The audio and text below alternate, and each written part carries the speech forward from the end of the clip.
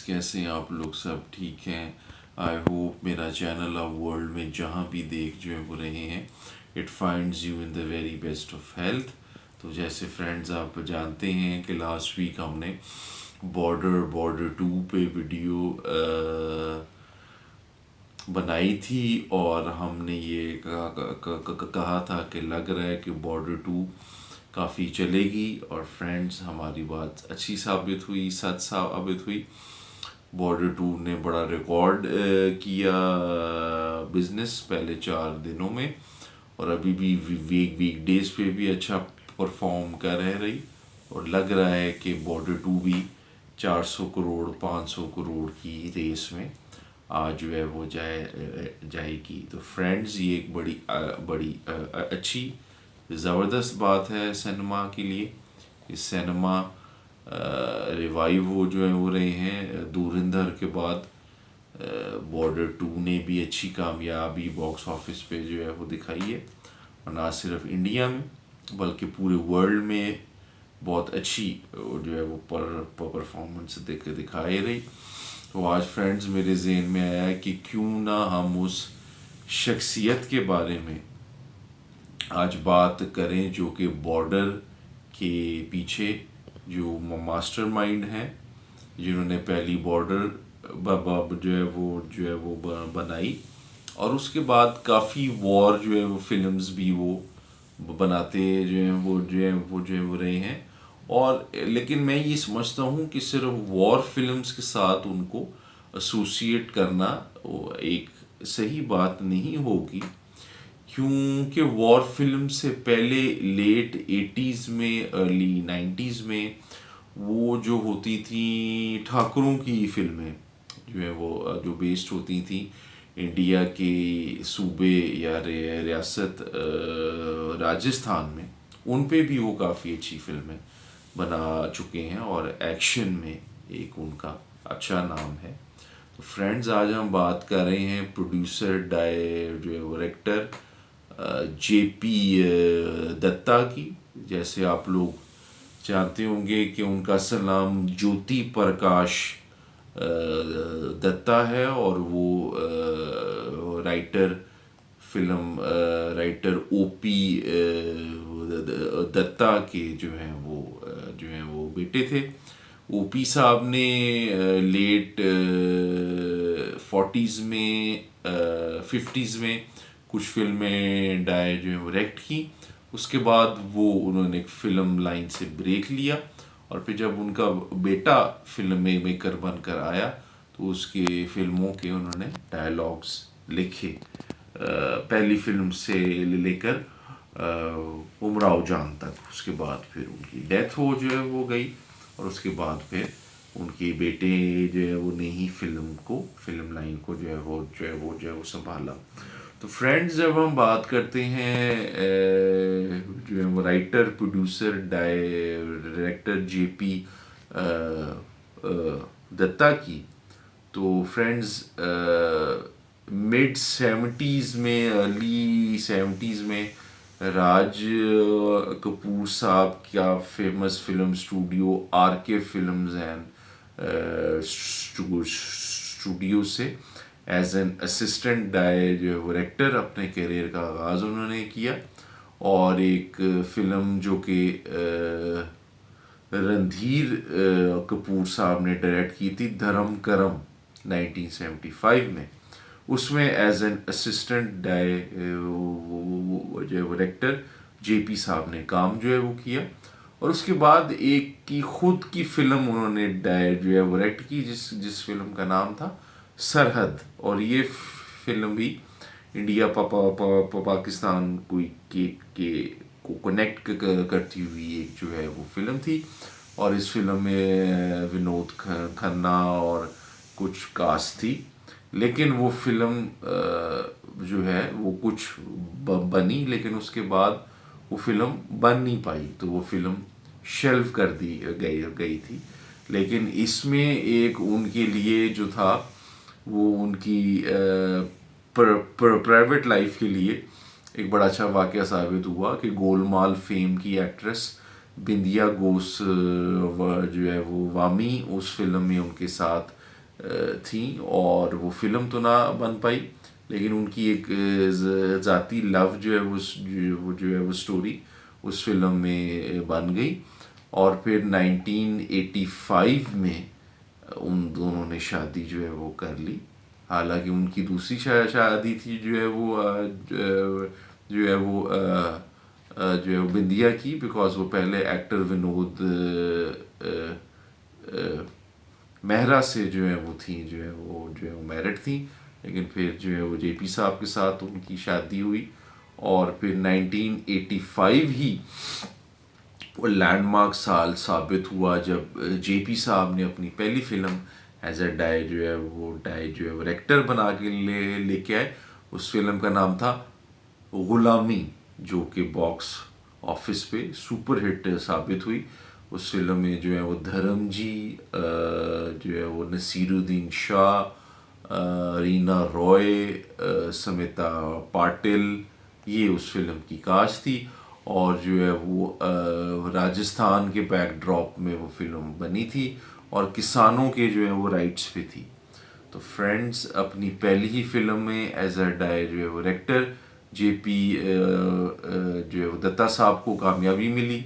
उसके बाद उन्होंने एक फिल्म बनाई सनी देओल के साथ जो है वो यतीम के नाम से। वो भी जो है वो फिल्म बॉक्स ऑफिस पे देखिए शायद इतनी कामयाब जो है वो नहीं हुई थी, लेकिन फिर भी फिर जो है वो रही। उसके बाद फिर उन्होंने 1989 में दो फिल्म्स बनाई। एक तो वो जो है वो राजस्थान के बैकड्रॉप पे ही बना के लेके आए, जिसका नाम था बंटवारा। और उसके अंदर जो है वो धर्मजी और विनोद खन्ना थे और वो भी ये ठाकरों की फिल्म जिसे हम वो कहते हैं, जो कि लेट 80s में और अर्ली जो है वो 90s में आती थी। तो वो फिल्म वो लाए और वो भी बॉक्स ऑफिस पे चली। लेकिन 1989 में ही उन्होंने एक और फिल्म बनाई थी धर्मजी और जो है वो संजय दत्त के साथ, जिसका नाम था हथियार। वो फिल्म बॉक्स ऑफिस पे कामयाब तो नहीं हो पाई थी, लेकिन आज भी एक कल्ट क्लासिक के नाम से उस फिल्म को याद किया जो है वो जाता है। और इन्होंने जो 1989 में फिल्म बनाई थी हथियार, वो आज भी उसको एक आर्ट फिल्म के तौर पे एक जो है वो क्रिटिकली अक्लेम्ड फिल्म के नाम से उस फिल्म को जाना जो है वो ज़्यादा जाता है। उसके बाद फ्रेंड्स हम देखते हैं कि जो है वो 1993 में जो है वो क्षत्रिया नाम की फिल्म लेकर आते हैं। हालांकि एक जो है वो मल्टी स्टारर फिल्म थी। सनी देओल जो है वो संजय दत्त एक एक साथ उस जो है वो फिल्म में बड़ी अच्छी फिल्म थी। स्टोरी भी अच्छी थी, बनाई भी अच्छी थी, एक मैस ओरिएंटेड जो है वो फिल्म थी।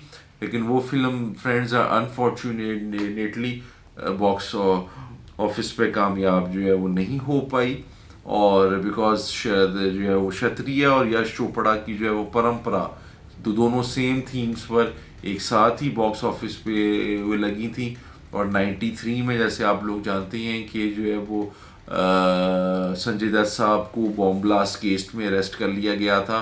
तो उसकी वजह से फिल्म पे बैन लगा दिया गया था, बिकॉज जो फिल्मों में वो थे उन पे बैन जो है वो लग गया था। तो फिल्म बॉक्स ऑफिस पे वो नहीं चल पाई थी। लेकिन अगर आज भी आप वो फिल्म कभी देखें जो है वो यूट्यूब पे, तो आपको फील होता है कि यार फिल्म तो अच्छी थी, लेकिन शायद चल नहीं पाई। और फ्रेंड्स क्षत्रिया के बाद फिर जेपी साहब ने ठानी कि मैं खुद फिल्म प्रोड्यूसर बनूंगा।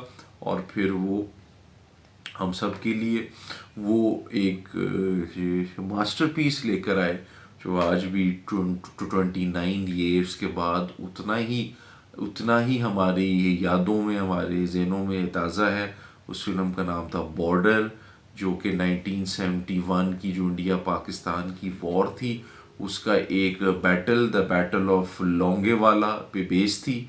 एक रियल लाइफ बैटल था जो कि उन्होंने हमें फिल्म की फॉर्म में जो है वो दिखाया।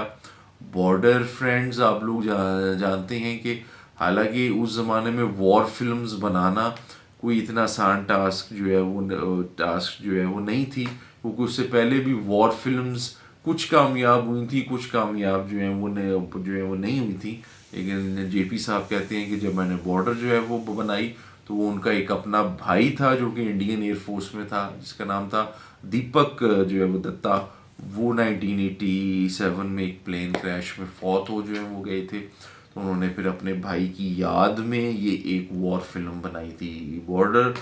बॉर्डर 1997 की सबसे बड़ी हिट जो है फिल्म थी। 10 से 12 करोड़ के बजट में बनी हुई फिल्म ने सिर्फ इंडिया में 40 करोड़ का जो है वो बॉक्स ऑफिस कलेक्शन दी थी, और वर्ल्ड वाइड 60 करोड़ की बॉक्स ऑफिस कलेक्शन दी थी। और आज भी बॉर्डर जो है वो हम सब की एक बड़ी फेवरेट वॉर जो है फिल्म है। बॉर्डर के लिए जेपी साहब को अवार्ड्स भी बहुत मिले। फिल्म फेयर बेस्ट डायरेक्टर मिला, और फिल्म फेयर का ही बेस्ट स्टोरी का अवार्ड भी मिला।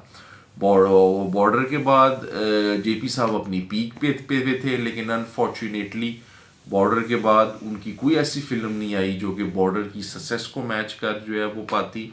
अपनी नेक्स्ट फिल्म उन्होंने एक बनाई जिसका नाम था जो है वो रेफ्यूजी। इसमें 2 स्टार जो है वो किड्स को उन्होंने लॉन्च किया। अमिताभ बच्चन के बेटे अभिषेक और रणधीर कपूर की छोटी बेटी, हम सब की फेवरेट, हम सब की जो है वो हम सब की जो है लाडली, हम सब की जो है वो बेबो जो है वो करीना को लॉन्च किया था उस जो है वो फिल्म में। लेकिन एक्सपेक्टेशन उस फिल्म से ज़्यादा थी कि शायद ये फिल्म बॉक्स ऑफिस पे कमाल करे, लेकिन जो है वो जो है रेफ्यूजी बॉक्स ऑफिस पे एक एवरेज फिल्म साबित हुई थी। उस तरह कामयाब जो है वो नहीं हो पाई थी। और उस साल जिस फिल्म ने डेब्यू स्टार्स को का जो सारा शाइन ले गई थी वो थी राकेश जो है वो रोशन की कहो ना प्यार है, जिसमें उन्होंने अपने बेटे को लॉन्च था किया। हालांकि जो है वो करीना कपूर ने लॉन्च कहो ना प्यार है के साथ था जो है वो होना, लेकिन वहाँ बात नहीं बन पाई थी और उन्होंने जो है वो रेफ्यूजी ज्वाइन की। लेकिन जो है वो रेफ्यूजी बॉक्स ऑफिस पे वो कमाल ना दिखा पाई जो कि उससे एक्सपेक्ट किया जा था रहा।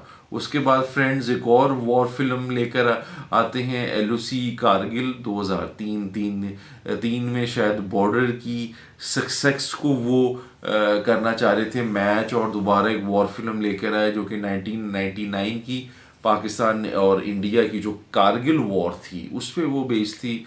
लेकिन फ्रेंड्स फिल्म अच्छी थी। 18 तो उस फिल्म में हीरो थे, लेकिन 4 घंटे की लेंथ की जब फिल्म बनाई उन्होंने, और उसमें उन्होंने वॉर को जो था वो दिखाने की कोशिश की कि मैं पूरी वॉर को 4 घंटे में ले आऊं। लेकिन फिल्म बहुत अच्छी थी, लेकिन जब वो सिनेमा में आई तो शायद लोग उसको उस तरह पसंद नहीं कर पाए, और जो लोग शायद बॉर्डर से एक्सपेक्ट कर रहे थे वो उनको शायद एलओसी कारगिल में मिल नहीं पाया। बिकॉज बॉर्डर में 4 थे जो है वो हीरो, उन सब की जो थी जो है वो स्टोरी, उसके साथ लोगों ने अपने आप को शायद इमोशनली अटैच कर जो है वो था लिया। एलओसी कारगिल में इशू क्या हो गया कि 18 स्टोरीज दिखाई गई, वो 18 स्टोरीज के साथ शायद लोग अपने आप को उस तरह एसोसिएट नहीं कर पाए, और 4 घंटे की लेंथ की जो है वो थी जो है फिल्म थी। लेकिन फिर भी आज भी अगर हम एलओसी कारगिल को याद करें तो एक सिनेमैटिक फॉर्म से एक अच्छी फिल्म बनाई थी गई। उसके बाद उन्होंने वॉर फिल्म से ब्रेक लिया और बिल्कुल एक रोमांटिक साइड पे चले गए, और एक फिल्म बना दी उमराव जान, एक रोमांटिक स्टोरी जिसमें ऐश्वर्या राय और अभिषेक को लिया।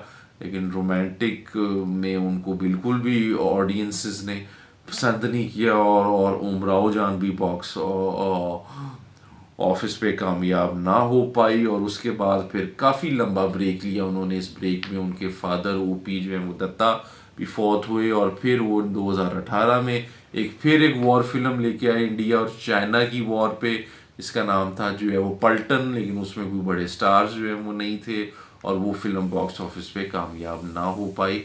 तो अनफॉर्चुनेट जो है वो नेटली बॉर्डर के बाद उनकी फिल्म्स बॉक्स ऑफिस पे चल नहीं पाई। लेकिन अब बॉर्डर 2 उन्होंने डायरेक्ट तो नहीं की, हम चाह रहे थे डायरेक्ट करें लेकिन डायरेक्ट नहीं की, लेकिन उन्होंने प्रोड्यूस की, और वो अब ब्लॉकबस्टर साबित है हुई। लेकिन अब वो ज़रा ओल्ड एज में हैं और इतनी शायद उनको शायद सेहत उनकी अब इजाज़त नहीं दे रही कि वो दोबारा कोई फ़िल्म डायरेक्ट करें। लेकिन मैं ये समझता हूँ कि जब भी इंडियन सिनेमा की तारीख जो है वो लिखी जाएगी तो जेपी जो है दत्ता का नाम सुनहरे हरूफ में लिखा जो है वो जाएगा कि ना सिर्फ हमें अच्छी वॉर फिल्म्स दी उन्होंने, बल्कि गुलामी, बंटवारा और क्षत्रिया जैसी जो है वो ठाकुरों की फिल्म है जो मैं बड़ी इंजॉय करता हूँ, क्योंकि बड़ी बड़ी जो है वो हवेलियाँ और एक ठाकुर आ रहा है, बंदूकें निकल रही हैं, जो है वो रेगिस्तान है, तो बड़ी मज़े की होती हैं ये जो है वो फिल्म्स। लेकिन उन्होंने वो भी जो है वो दी। तो अगर हम उनको सिर्फ वॉर फिल्म्स के साथ अटैच करें, आई थिंक ये अच्छी बात नहीं जो है वो जो है वो होगी। एंड में जो है वो फ्रेंड्स, मैं ये जो है वो समझता हूँ कि कुछ ऐसे फिल्म में जो है वो मेकर्स थे जिनका काम ज़्यादा था अच्छा, लेकिन शायद बॉक्स ऑफिस पे उनको वो कामयाबी ना मिल पाई जो कि उनको मिलनी जो है वो मिलनी जो है वो चाहिए थी।